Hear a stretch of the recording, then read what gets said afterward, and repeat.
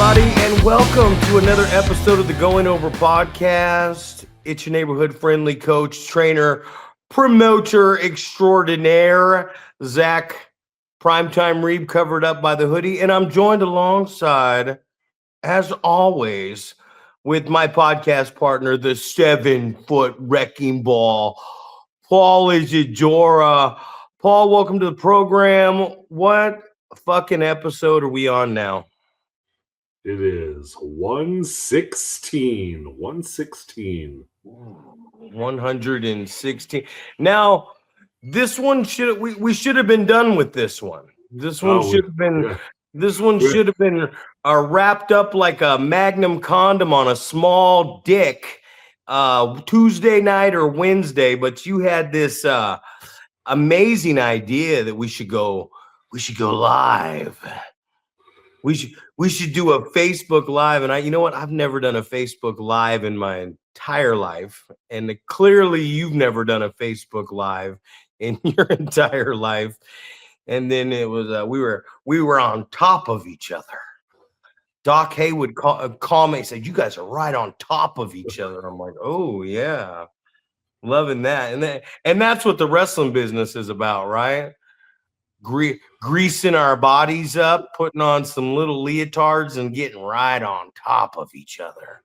How you doing tonight, Paul? Oh, I'm doing good, man. Yeah, a couple failed attempts.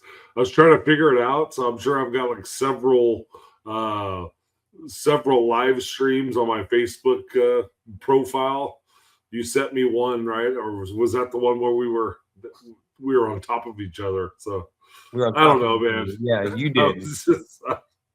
I was just laughing at all that stuff. I'm like, at one point it was saying that it couldn't connect, and then I was doing it, and then you're like, you never sent me a link, and I was like, oh, I don't know, man. I think it's supposed to be on Messenger, and you're like, no, it was just I saw that you were going live, so I was just trying to join, and then you stopped, and so it was just comedy of errors. It was one of those situations where I was like, "Hey, are these pills I'm only supposed to take one of?" And then I drown them all out. And you're talking to me as you're driving to Yerington, Nevada, and then I'm foaming out the mouth with snot coming out my nose. And you're like, "I think this guy just overdosed on pills, man. They might have been Percocets. They could have been Norcos, whatever they were." Now, what I was talking about for briefly on that amazing Facebook Live Going Over podcast live was I was talking about just wrestling. There's physical pain, there's mental, emotional, all these different types of things that we go through. And we were talking about the show that you guys got at the brewery in Boonville. Tonight we play Boonville, and tonight we beat Boonville. And we looked up the distance from where you live, and it was like 5 hours. And I was like, dude, 5 hours. And you were like, man, 5 hour drive. And it was only like almost 3 for me. And I got like a limit, man. 2's enough, but 3, man, you better be throwing me some cash. I am pain, emotion, mental, all those things come in when I got to sit in a car and drag a trailer. I just drug a trailer covered with the tarps and everything wrapped up in it, and like 80-mile-an-hour winds and pouring down rain from Red Bluff back. And I'm just like, dude, I asked you, I'm like, are you going to drive that shit? And I don't think people really understand all these shows everyone goes to. I don't think they got a clue what it's like as the actual promoter. And if you can find somebody who will drive that U-Haul or that box van or that big rig or that trailer with the covered or the uncovered trailer, the truck with it, you're going to give that guy an opportunity on the card. You know what I mean? Absolutely. And I think that's, you hear that back in the day, man, like the guy that drove the ring truck, I got paid this much money to drive the ring truck, and then I got paid this much money to do ring crew, and then I got this much money to referee or whatever, right? These guys were sometimes double, triple dipping because were finding every little job that no one else wanted to do. So I feel like, I don't know if I've just been gifted with the guy that drives everywhere. I would say I'm maybe I play second fiddle to Samurai, because that dude, we would drive to Sacramento to Portland, Oregon. That dude would drive both ways, obviously stay awake the whole time, and he'd just be in the zone, man. But I feel like, I would try to be that guy for, when we were on those road trips. We would go to Vegas, or we'd go to Los Angeles, or we'd go to Portland. And it's just like, you have people that they put a lot of trust in you, right? It's like, oh, this dude is going to stay awake. He's going to get us there safely. I can nap in the car. I can whatever, and so you kind of get that reputation where, like, oh, you're the guy that'll make the drives. So, Sparky Ballard, man. I rode with him one time with a van full of people, and he was dragging a ring trailer to Cauliflower Alley in Vegas. I know Billy Blade has done that too. And Billy travels all over with a little trailer on the back of that van with all the midgets in it, going town to town every single night. Is that okay that I use that word? Yeah, you can call it a van. It's fine, and a trailer. Yeah, those are perfect. Oh, got it. Yeah, Can I use the midget word? Are we out of that cancel stage? I'm not really sure. He gave me a shirt that said something about midgets, I think. So he did. Well, they're not going to let him back at the Sutter Fairgrounds. I remember the word midget was a big no-no, and Billy came right out, right? Like, Sutter Fairgrounds. I'm in the golf cart. I'm driving the little people to the ring, and before it started out, Billy he just went right at the situation. He confronted it and maybe the wrong way, because he's got that like 9-minute intro that's like la la la la la la la. I'm a little dwarf. And it's like the most offensive stuff physically possible. He made a few racist jokes and some choke jokes and stuff along the way, and it's like maybe he's got enough work. I know some guys are just trying to find venues out there, but Billy was like, oh, this was on the actual nationwide news for calling them midgets here at the fairgrounds, and it made some big waves, and he's like, I'm gonna go right at this situation, and I'm gonna attack it the way I attack it. And I heard maybe we won't be seeing Micromania at the Sutter Fairgrounds on the grandstands anymore. Got it. I think they're coming here. Not too long. I feel like it to be maybe middle. I think it's after our show at some point, but I feel like they're going back to that same venue, the Virginia Street Brew House or whatever. So I see you looking right here over the shoulder. Is that it? What are you staring at? What is that? Oh, I'm just looking around, man. I'm looking around late at night, but you know what? I've been going to bed. Like tonight's going to be a little weird, going to bed so late, because I've been going to bed so early, and then I'm waking up at weird hours, and then like maybe Rick Luxury or Sin might be the only guy awake at 3:00 for me to talk to. You know what I'm saying? Right. One thing I wanted to talk about was Oliver John gave me a call today, and started talking to me about Saturday at the matinee show.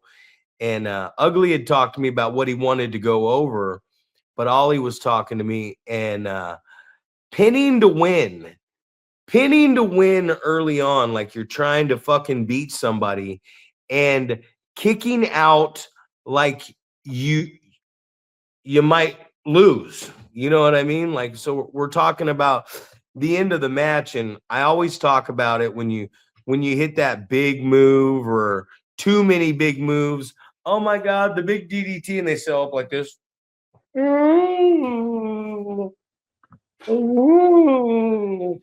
Like you just drove your head into the canvas from a grown man instead of laying there like, what if I drove your face into the cement from 5 feet up, 5, 6 feet up? You're not getting up. You're going to the fucking hospital. You know what I'm saying? And these guys are hitting and they're like bouncing up and going, I'm dizzy and I'm falling. But I love it because Ollie was like pinning to win, man. Like he's been watching a lot of shows, a lot more than he's watched in the last decade since he's been out of the game. And one thing that he noticed, he's like, I do not believe that these guys are trying to pin somebody to win a match. It's like when you pull the guy down, I'm trying to lift my shoulder up. So you're trying to take your hand and shove my shoulder down and put your pelvis and the lower half of your body on my other shoulder because I'm going to try to lift that up too. And you're trying to hold me down, whether it's from a snapmare or after a tackle or anything else. It's like you're lateral pressing. And a lot of these guys nowadays, and it's on the big time too, they're covering over the stomach. Like what? Cover your tummy. Cover your tummy and pin you 1, 2, 3. So I like that. And I also like the fact that I want to believe that maybe this match is over. You know what I mean? I want to believe that I hit you with something and the possibility the way you're laying there, you might not kick out. And I think it's a fine detail. It's a fine detail, but the idea that you're out, and that's why the ref is counting. He's not just counting you down. He's hitting the mat by your ear to possibly wake you up and you realize, oh shit, where's he at? So I can get out of this kick out. And we don't see that detail thrown in too much anymore, man. So what's your theory and thoughts on, first off, kicking out? I mean, pinning to win. What's your thought on pinning to win, whether it's from the start of the match through the middle? You put the heat on the guy, you're beating him down, you're covering him. He starts. You know what I actually want to know? What is your thought on when the babyface should go for his first pin after the initial comeback? Well, I mean, I think we talked to the Ballards about that, and they kind of said, like, that's the end of your comeback, right? When you finally go for a cover, that is the end of your comeback, right? That's the end of the hot tag or whatever, right? So you don't want to do that too early in your comeback. But I was going to say, just based off of my commentary, right? I think that's it is definitely a big deal in my mind that you have people that are lazily covering someone, and it is absolutely not pinning to win, right? You're not hooking a leg. You're not, I mean, you just like you said, man, you're not putting your weight across their shoulders, right? You're not trying to hold them down onto the mat. It doesn't look believable that you're actually trying to win this wrestling match, So I think so many times we have that situation where, you hit somebody with something and they bump and they're laying on the ground, and instead of covering them right then and there and going for the win, which is what we're trying to accomplish in a professional wrestling match, we're trying to win by pinning a guy. A lot of times we don't even see that, right? So to take it that next step further and say, hey, you have to pin to win. I also think that we have to take a step back and go, you have to go for a pin also, right? You knock the guy down. He's laying there. He's in a vulnerable spot where you can dive on top of him and try to hold him down and try to, get the winner's share of the purse, right? That's what we're looking to try to do as pro wrestlers, right? You want to win so you get the bigger amount of money. So, I think that's important as well. But, absolutely the pinning to win, I think, is is what you want to see, right? You want to lead the fans into believing like that this realistically could be the end of the match. So, if you're not doing that, um, are you really giving the fans the story that you're trying to give them? Where you're going to try to lead them to believe that the match is over when it's not going to be over, and allow for some of those near falls to happen where it can kind of build a little bit more. They can get a little more anxious, and they can kind of build to when this thing is actually going to be over with, right? Who's going to actually win and things like that. So pinning to win obviously is a huge thing, but I think going for covers in general, I feel like doesn't happen enough, right? If we're trying to win by covering a guy and pinning his shoulders to the mat, we're not doing a good enough job of doing it. We pull the guy up too much. We let we stand back and let the guy get up instead of staying on top of him and trying to wear him down and pin his shoulders to the mat. So I think those are it's a great topic to talk about. And hopefully a bunch of people show up, right? That's what you're hoping for is, and I just happened to run into someone today that I hadn't seen for probably over 10 years. And he walked right up to me and he fist bumped me. He's like, "Hey man, I love your podcast." And I was like, "Oh, you're listening to it?" He's like, "Yeah, I listen to every one." I was like, "Wow. All right. Well, appreciate that." So, yeah, so people are listening to it. They're getting stuff out of it, but I think it's a great topic, man. It's something that is sorely lacking, I believe. Not only in just independent wrestling, but on the big shows as well. So definitely something that's good to put some effort into and talk about it in detail, right, in depth. Well, we talk, early on, you're going to kick out early, right? Like you're kicking out early. Hopefully, yeah. Well, you're trying to pin this guy. You snap mirror him, you pull him down, he kicks out. Maybe he doesn't get a one, he kicks out before the one. But you're trying to lateral him down. You're trying to get him to exert some energy and make some mistakes so you can establish a hold. It really bothers me because wrestling has just become, cookie cutter, vanilla, whatever, the formulaic, whatever word you want to use. It's gotten in this situation where it's like, well, we just lock up. We just walk around, lock up, and grab a fucking hold, right? Like we've already got the headlock. If I'm locking up with you and I've already got the hold, whether I take you over or not, especially if I grab a hold at the start of the match, I've already got the hold established. I didn't have to work for it. There was no defense. There was no heat. It's a chess match. I'm going to grab the headlock. I'm going to put my arm. If I snatch a headlock on you and I'm going into the headlock, I'm going to put my left arm across your bicep right here because I want to try to push.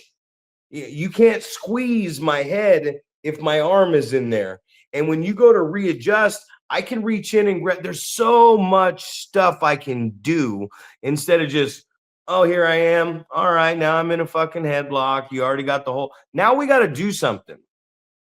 And a lot of the times we don't draw the crowd in to give a shit. Guys just are like, man, we're just going to lock up and go and get this thing going. We're not going to feel each other out. A lot of times I like to move around the ropes and get into a corner and defend a little bit. And the guy gets out and I like to come out of the corner because it's a feeling out process. But it also, let's just say I had a bad day or I'm just not feeling it. If we can back each other into the corner a few times and get our hands up on each other's hands and defend, it wakes me up. It makes me go, okay, I got my heart rate going a little bit. But if I just go in there and grab something and we just start going, that's where I'm going. I'm not gonna defend anything. I'm not gonna think. I'm not gonna be in the game, man. So we got to do that. So we cut him off, right? We're pinning to win early on. We're not getting it because it's early on. We stop. The heel stops the baby face, right? Now the heel, that's where he's gonna start to get some 1.5s and some 2 counts. And he's really gonna wear down the baby face. And we just talked about it. The baby face finally gets that move or that separation, and he beats the heel back up, and the heels scurry into, he's on his heels, but he's like, oh shit, he's up. I'm done selling this move because I got to stop this guy. And at the pinnacle, the babyface finally gets that first pin, right?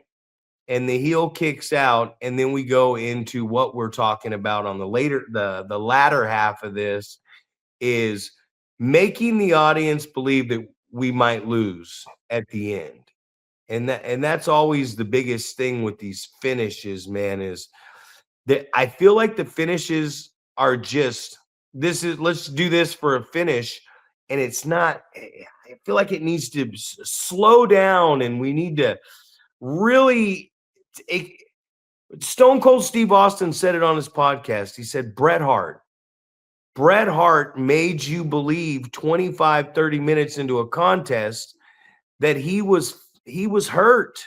He was tired. He said the guy could have wrestled all night. He didn't have a drop of sweat off him. But when Bret would hit someone, I always loved watching Bret hit Owen with the Bulldog. Because when he hit Owen with the Bulldog, Owen just sold it dead on his face. And you were almost like, hey, I think he can beat him with that Bulldog. I think that might put him away. Because the guy's just dead on the ground, not even moving. And I feel like everything nowadays is just a setup to do the next move that we have planned out. Absolutely. And you're speaking about that, the Stone Cold podcast when he was on with Chris Van Vliet. And you sent me the little blurb on it. And it was so simplistic, but it said so much, right? He's like, what's missing, or what would you tell guys, these days? And he's all immediately, no thought, no time to think about it. He's just like, sell, learn to sell. And then he's like, learn to work, right? Learn to just go out there and work, man. Just call stuff on the fly, listen to the crowd. And I think the biggest takeaway from that was that he was saying, don't, what did he say? Like, don't act, right? You don't need to act. Everything doesn't need to be super choreographed and super Throw some clean. slop in there. Right. Let's throw some slop in. So, it doesn't need to look flawless, right? It doesn't have to look like a fucking gymnastics routine. It doesn't have to look like some sort of acrobatic, something that you have, like, my daughters, just for coordination purposes, we would always put them in gymnastics, and and you're sitting there either waiting for their class to start, or they're getting a water break or whatever, and you'd look over to the older gymnasts, and they're doing their like floor routine, and you just see them going over the whole routine like over and over and over, right? Because they're rehearsing it so it looks perfect, right? So they can get the highest score on there. And I think that's what he's talking about, is he's like, you don't want it to look perfect. You don't want it to look so choreographed, so rehearsed.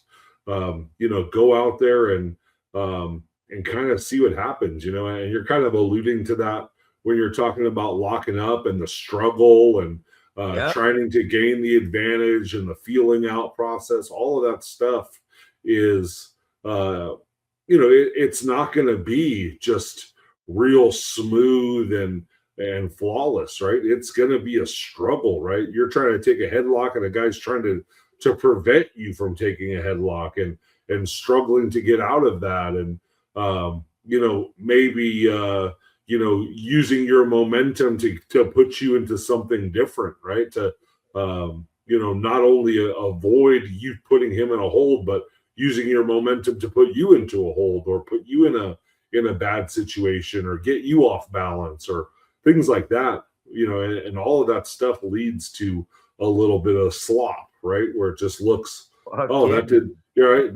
didn't look very clean. It's like, well, that's great then. It's really, it looks like a struggle. It looks like a fight. I don't know.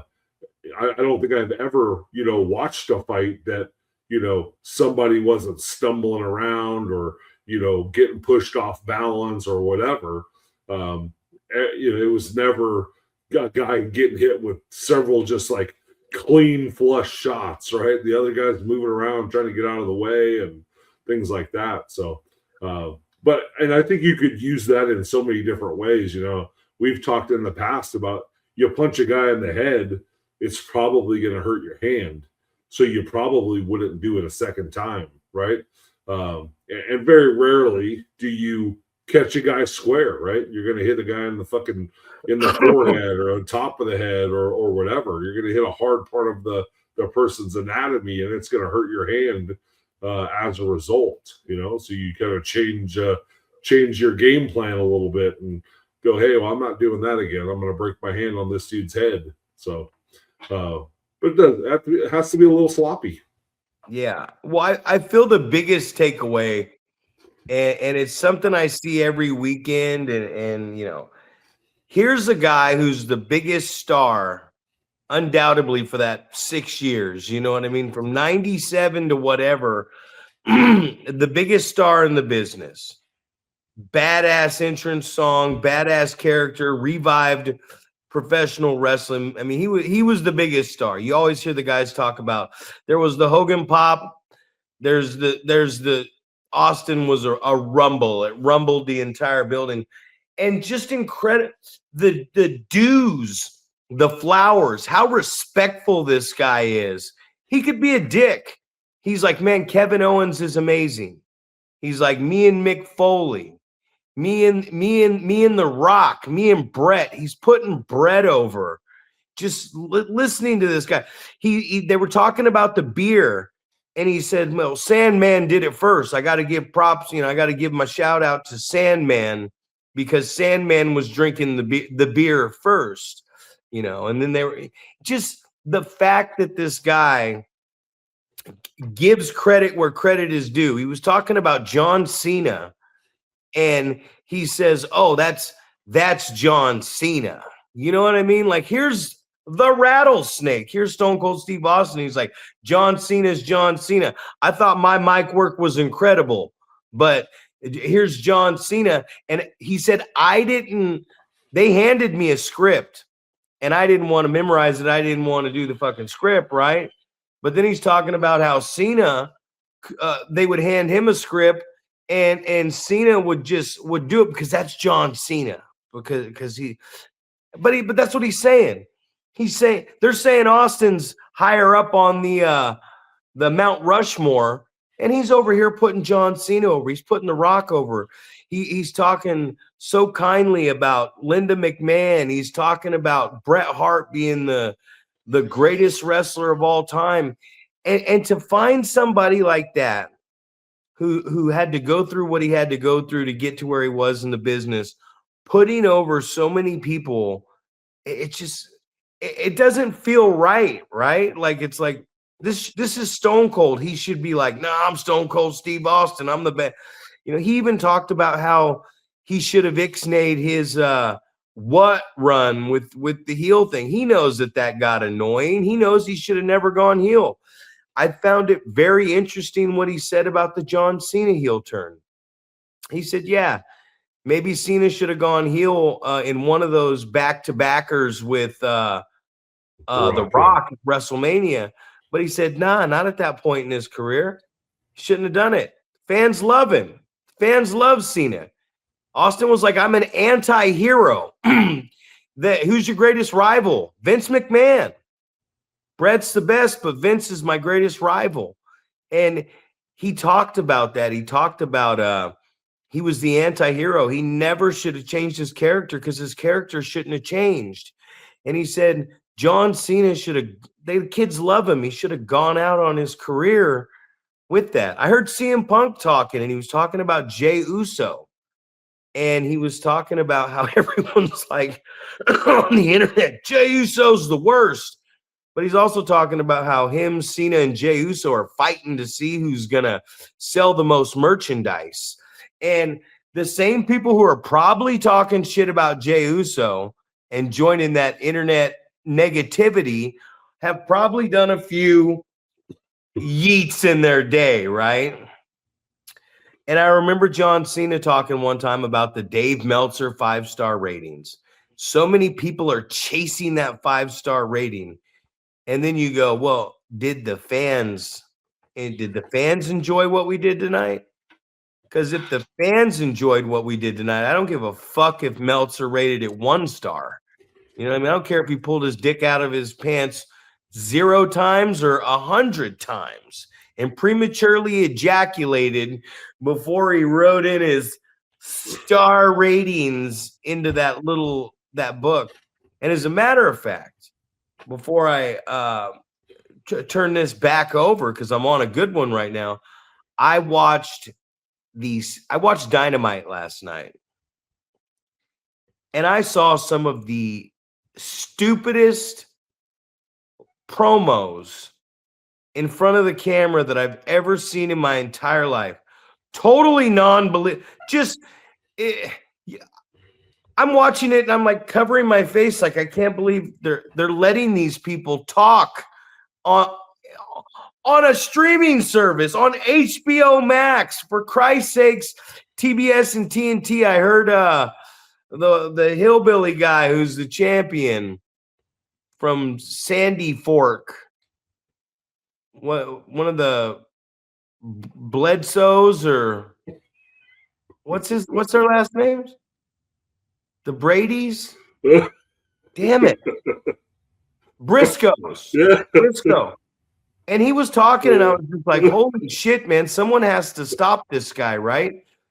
He sounded like a guy talking at the recovery meeting today who was only supposed to talk for 3 minutes, but he talked for 15. I thought he was a guest speaker at the end for a 30-minute run. And then they did a segment where the lighting was fucked up. Oh, they had Willow Nightingale come out. I'm not shitting you. And Renee's in the ring. Renee Young Paquette is in the ring. And it's dark because I guess they're fucking with the lighting for a literal lights out match that they turned the lights out for and tried to run the match with the spotlight, but the light's not on her. And then all of a sudden on live Dynamite, the light comes on and she's in the ring going, I'm the champion and I got 2 belts. And I like Willow Nightingale. I think she's great, but she's out there just with these other 2 girls saying this stuff. And then she goes, and now I want to invite out Sasha Banks, Mercedes Moné, and she comes out and she's got a veil on and dressed up, and she walks out there like she's miserable and mourning losing the belt, and then they fucking she pulls it off and they kick the baby faces, kick her ass, and then slam her head in a fucking cake, which they did like 3 weeks ago. And I'm watching this program and I'm just going, what am I actually watching here? And it wasn't like I'm hating on what's going on. I'm just literally watching it going, holy shit. Did someone not like take the camera and go, we're done here? You know what I mean? Like, was someone like, this will be a really cool segment where the baby faces come out and the lighting's fucked up for no reason. And then Mercedes Moné comes out mourning the loss of one of her 27 championships. And then they're going to just, 3 baby faces are going to make a fool out of your multi-million-dollar star. and slammed the heel's face in. Like, it wasn't even like the heel was up a little bit and then they got her, or the heel was taunting the baby face and then got the slipped on the banana peel or got the cake in the face. It was like they called out the heel and the heel came out and then just got completely disrespected on national television. But then I saw the ratings and it was like 330,000, the lowest rating of all time. So I just thought, I'm not a hater of anything, but it's like, my goodness, man, someone help these guys when it comes to talking, like setting up the promo. Cornette's over here going, man, can we get somebody out here to produce this shit? And clearly nobody's producing it. They're just like, hey, buddy, go out there and talk as long as you want in front of the camera, and we'll record it and we'll just throw it on out there. We might as well say, and action. But sorry, it really bothered me. I was like watching it and I was like, I just kept going, man, this is really, really shitty. Oh, I love it, man. But that's the impression that you get, is that it's like, oh, well, they have a lot of freedom, right? They're gonna, this is your character, and we're gonna let you kind of do your character the way that you want to do it. And but it sounds like it's definitely getting out of hand. So I gotta grab my charger. I'm 10 seconds. I'll be right back. Gotta charge the old phone. You're rushing. Yeah, but I think we're just getting you're getting too much freedom to just kind of go on the spot and do whatever you want to do, versus having some sort of team put everything together and produce the segments, right? We talk about that all the time. It's like, you want to have somebody that you can bounce the ideas off of, and they go either, yeah, that sounds good, or they say, yeah, but, or hey, why don't you do this instead, or how about this? It's going to be putting multiple minds together, and kind of the culmination of all these ideas is going to be the agreed upon results, versus just going, you're a pro, go out there and do whatever you feel like doing, or whatever you think is good. I think a lot of times that backfires, and we notice that a lot of times where we give somebody a broad idea of what we're looking for, and then they go out and they don't do it exactly the way that you had envisioned it. So we've talked about that in the past, where we go, you know what, I think we need to be a little more specific. Hey, this is exactly what I want you to do. And then once someone can kind of go, okay, well, I can do exactly what you're asking me to do, then you go, okay, here's kind of what I'm looking for. Maybe we can kind of come together and collaborate and go, okay, here's what I'm thinking. What does that look like in your mind? How would it look like, with you maybe performing it, or going, hey, this is kind of talking it through with someone else, and you kind of go, okay, that's what I'm looking for, or not really, this is more what I'm looking for, things like that. So I don't know, like we're trying to get people to cut promos for this Carson City show, right? So I feel like I'm giving direction, and hey, this is what I'm looking for. And some people are doing it exactly. Hey, I don't want to say word for word, but kind of, this is what I've some ideas that I've given, and they've incorporated a lot of things all into one thing. So good stuff so far. If I can't if it's not happening at my event, and I'm not physically watching it, or physically I don't want the promo. I don't want your promo. I'm sorry. I've had too many come in before. I've had some good ones too, but I want to be in control of my programming. You know what I mean? And it's not that there's people that I don't have to be right there watching it because I have a lot of people that I trust. I just want it done. It needs to be done right there for me. Right. And that's what we get into when we're looking at this portion of wrestling, when we say, where do we go from here? Because I've heard you lay out a match for some of these young guys before, and you're like, I want the baby face to out wrestle the heel. You're like, oh, and then these guys go out there and there's zero wrestling.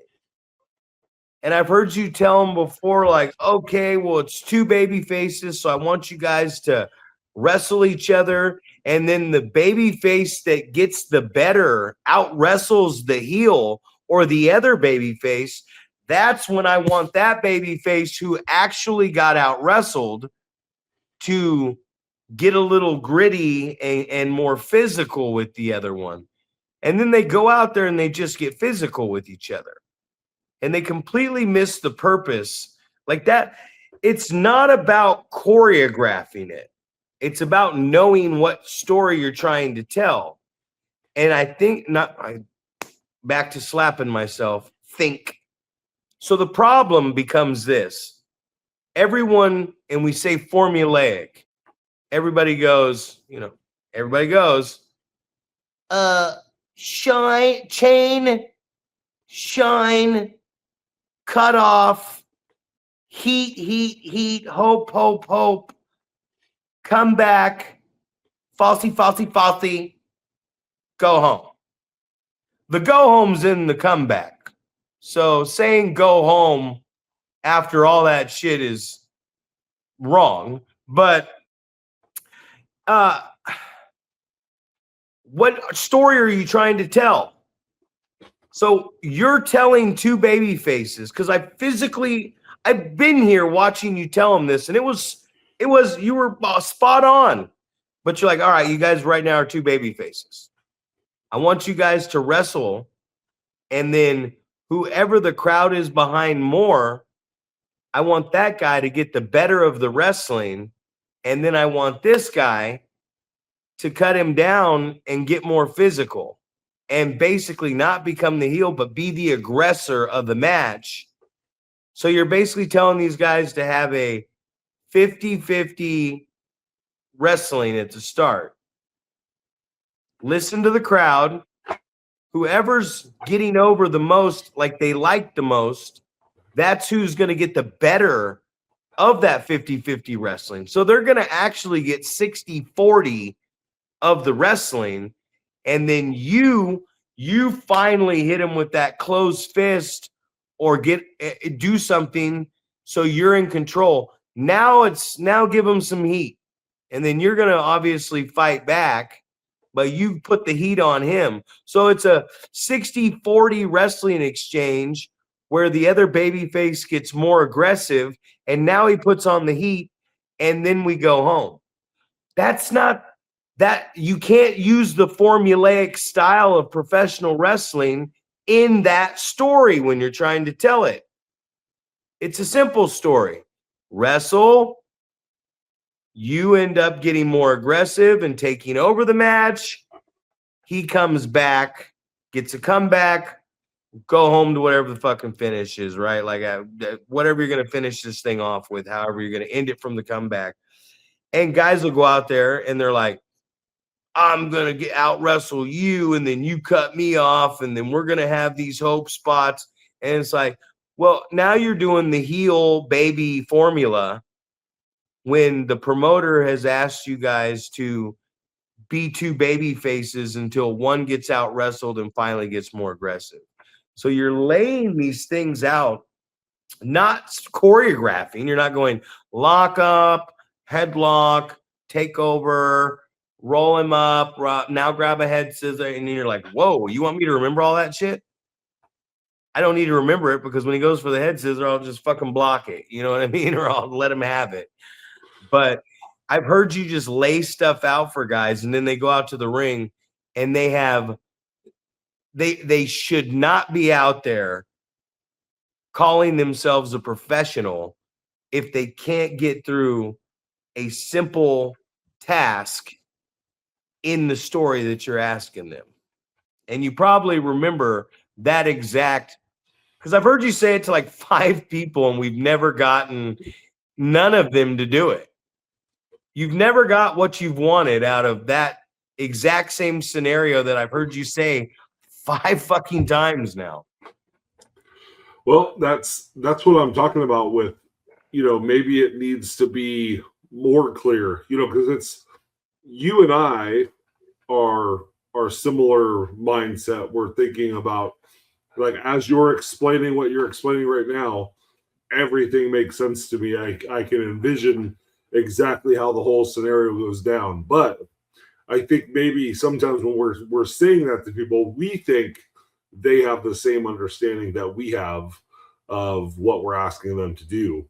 And it's very much like, I always like one of my pet peeves when coaching basketball is kids that emphatically say yes, coach, right?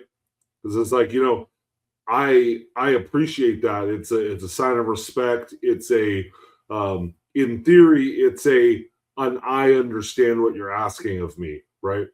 But I don't like it as this is what I think the coach wants me to say, because it's respectful and things like that. What I don't like is somebody does that over and over. Yes, coach. Yes, coach. Yes, coach. Right. And then they go out there and then they make mistakes on the things that you were just telling them about that they were saying yes, coach to. And obviously, we're not paying attention or we're not understanding what you're asking of them, but they wanted to be respectful, or they thought that that's what you wanted to hear, regardless, right? If it wasn't clear to them, but they're still giving you an affirmative, I understand type of response. I feel like that's the same type of thing that we're getting with some of the wrestlers, right? And I think that there's that all the time. We talk about call it in the ring, listen to the audience, all these things. And I think when people can't do that or they're not comfortable enough doing it, they don't want to tell other people that they're not comfortable enough doing that. They're going to kind of fake it till you make it type of thing. They're going to go in the back and they're going to fucking choreograph the whole thing when you're telling them, let's call it out there, So, and there's really nothing to be embarrassed about. It's like we're trying to figure this whole thing out, right? We're trying to use the in-ring experience to get better, right? We're going to make mistakes. We're going to do things like that. And that's where you want that constructive criticism and that good feedback to go, hey, here's where I think things went awry, or here's what could have been better, all those different scenarios. But you don't want the people to just shake their head and say, oh, yeah, I understand. If you don't understand, that's when you say, hey, I don't think I quite understand what you're asking me to do. Just try to get some clarification, I guess, because like you said, this has happened a handful of times where you think, I'm giving the person the information that they need and they're telling me that they understand. But then when you go out there and actually are doing it, it's obvious that you didn't understand what I was asking you to do. There's a sound that I'm hearing right now. There's somebody that I'm like really into watching right now, and it's Manny Roa. And I'm being honest about it right now because I keep hearing these different sounds when he gets in there. The last show, I think he was wrestling Bryce Kuza in a pre-show match, and I was talking to you about it. They came right back through the fucking curtain, like right spot on. The last one came through at 7. But there was a point Manny hit him with like a German, and then came up with like some type of thunder bomb variation. And he stands up and he holds his arms out like this. And it's not like everyone going, oh, hey, cool job. It was this, and it was all 300 people. whoa. And I was like, wait a minute. I'm like, that's a different sound. I haven't heard that. And I was talking to Manny and I was like, what are you doing out there? He's like, I'm just trying things out. And he had 2 matches with Johnny Fuego, Johnny Fuego, right? Before that, at these limelights, and I'm sitting there going, this guy was a heel, and now he's playing the good guy, but he's going out there and he's trying things out, and his understanding of what he's doing out there, it's remarkable. And I probably never used that word on this fucking podcast. Remarkable. It was remarkable. What was that other word? I know you know what I'm talking about. One time where they were like, it wasn't epic. It was somebody talking about somebody's female trainer. What was the word?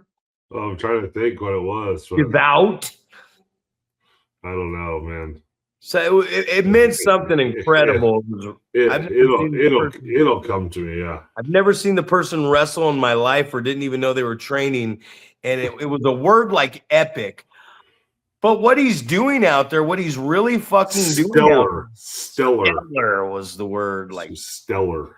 The stellar. That should be the name of that person too.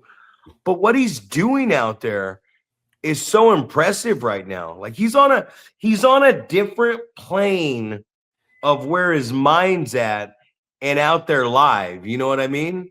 It's a completely different fucking place he's in out there. And then you watch it. And I had to talk with him the other day. I'm like, man, you can't miss. You're not missing with what you're doing. So you get these guys that get it, but they never like put it together. And then you start to realize after a while, you're like, man, this guy could do anything. He could be a bad guy. He could be a good guy. He's figured out how to be this good guy and throw suplexes into his match and then use his opponent's athleticism to not have a boring spot in his match. Like this guy could wrestle another babyface right now and get different reactions than you're hearing in a normal wrestling match. So what he's doing, he reminds me of, and people might go, oh, who the fuck is that? And it's okay. He reminds me of a young James Haight, the overweight lover, the original legend, the guy that helped me start this whole thing, because James Haight was the innovator of offense, man. He was ahead of his time psychologically. Like we were all watching fucking WWF with the cartoon characters and stuff, and he had the black box and he was watching championship wrestling in Florida, the Von Erichs in Texas, NWA, AWA. Like he was watching the good shit when we were over here watching Hulk Hogan Hulk up and Doink the Clown do a stunt puller and shit. Like this guy was watching really good wrestling and psychology. So it's smart. Like there's smart wrestlers out here, and when I see them, I'm going, man, why is he getting a different reaction or legit? Like it's not like they're clapping, going, cool, man. They were like, they saw a series of what he did, and he stood up and put his arms out, and they're like, yes, oh yeah, like they were like excited over something he did, and he threw his arms out, and they acknowledged him with appreciation. And it's very rare anymore. It's more or less in the smarky one fall Ring of Honor type crowds that you get the appreciation claps. Because fuck, I don't hear appreciation claps in PCW. I hear a lot of racist and terrible shit screamed at the bad guys and sometimes at the good guys. But it was just different. And I'm watching this guy, and it's very impressive what I've been seeing lately from him. Well, it's always nice when you see, and I'm sure it's not just clicking, but it's, when you have the ability to go out there and do something and go, yeah, that worked.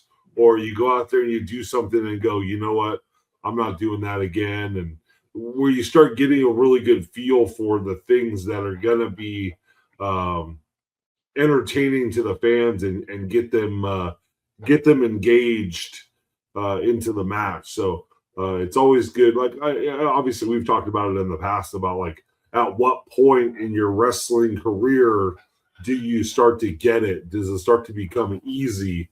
And it's always cool when you get to see somebody experiencing that the ease when they go out there and everything kind of just falls into place, and everything seems to be working, right? Whatever they're trying is working, and they're getting reactions to things that they want to get a reaction to, and they're getting the reaction that they anticipate, things like that. So it's always really cool to get to see that. So and obviously that thing too. What's that? Austin, that's what he said in that thing too. He's like, people are afraid to take chances. They're afraid to try. They're like, oh, I don't want it to fail. I don't. But you have to, right? Like, what did we learn? I always love to say this. That match we had, we drew well. The story was well, building up to it, but the match itself was dog shit. Here we are 15 almost whatever years later, and we're doing it right. And they may not, I cannot wait till we finally get to do that. But right now ain't the time. It ain't the time. And it will be. And I'm hoping it's a year and a half down the road when it's time. So we can ride these crowds up and feel what they want to see. What is it time? They'll tell us, and there's Carson City, there's Urington, there's Winnemucca, there's Boomtown, there's Sparks, there's all these places. What venue, what town, what time is it going to be time for me to take my first high school boy bump in quite some time? When am I going to blow my asshole out and shit all over the ring from 9 feet up in the air? We'll figure that. They'll tell us when it's time for me to have a blowout in the middle of a building. That's exactly right. Well, we'll know based off of your gear, right? If you're wearing white gear, that's when it's going to happen. It's a proven fact. You shit your pants in white gear. The night that you hit me with that, I'm gonna eat so much Taco Bell. I'm gonna have 3 Crunchwrap Supremes.